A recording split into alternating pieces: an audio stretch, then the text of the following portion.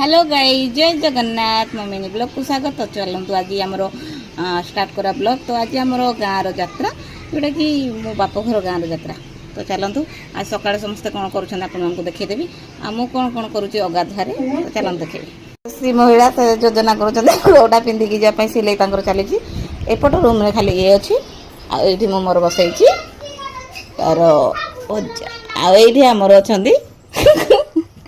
लास्य आउ पुती गाधे करना कौन कर देखु मु कलरा भाजी सारी आठी शाग भाजुची। तो चलतु सब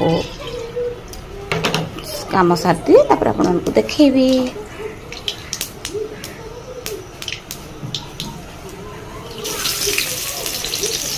मोबाइल केचुंट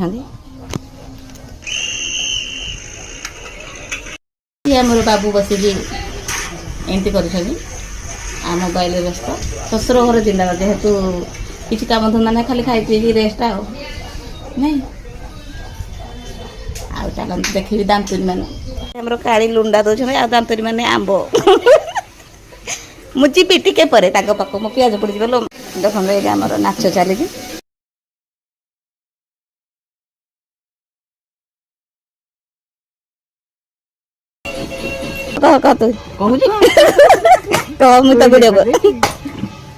आउ कहीं आम कलर देना हिरोइन भावुं समस्ते ये मेन हिरोइन आमर गाधे आंब चाची ना ये बेड़िया गाधा जो बस कहीं तो किसी कहना से बड़ मेन हिरोइन मुझे सारी गाधा गाधी बांधुची